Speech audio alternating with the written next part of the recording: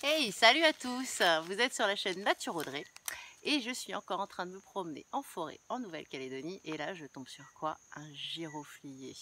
Vous savez, cet arbre qui va nous fabriquer les clous de girofle ou l'huile essentielle de girofle. Ben voilà, je vais vous montrer déjà les fruits. Donc ici vous avez ce qui se passe après la floraison. Donc les fleurs, les pétales de la fleur sont tombés. Et vous avez donc ce petit fruit et ensuite, hop, voilà, juste ici, on va avoir le fruit qui va grossir, qui va contenir une graine qu'on va pouvoir replanter, hein. C'est pas celle qu'on va consommer en aromathérapie ou en cuisine. Nous, on va consommer en fait, ce qui se passe juste après la fleur, c'est le bouton floral en fait qui va être séché.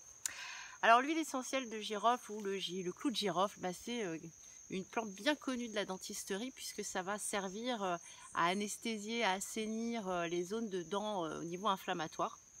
Donc on va utiliser le clou de girofle qu'on va glisser entre la joue et la pulpe de la dent sur une dent, même s'il y a une carie ou une rage de dents, vous allez pouvoir le mettre. C'est pas la solution à réponse à tout miracle, c'est juste que ça va vous permettre d'attendre le rendez-vous chez le dentiste, permettre de soulager la douleur parce que c'est anesthésiant.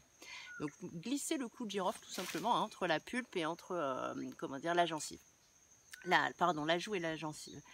Ensuite, l'huile essentielle de girofle, elle est très intéressante dans toutes les pathologies parodontales, c'est-à-dire toutes les inflammations gingivales, toutes les problématiques où il va y avoir une dysbiose du microbiote buccal, notamment sur les pathologies qui vont avoir une atteinte de l'os. On va avoir une prolifération de spirochètes et l'huile essentielle de clou de girofle va faire descendre le taux de spirochète, donc permettre une meilleure cicatrisation lors des soins dentaires. Donc c'est très intéressant de travailler en parallèle avec les dentistes pour ça, pour proposer justement un soin qui tienne beaucoup plus dans le temps et il y a une meilleure cicatrisation.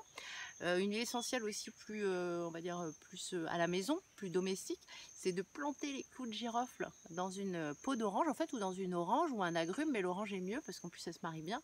Et puis ça va être un répulsif au niveau des insectes.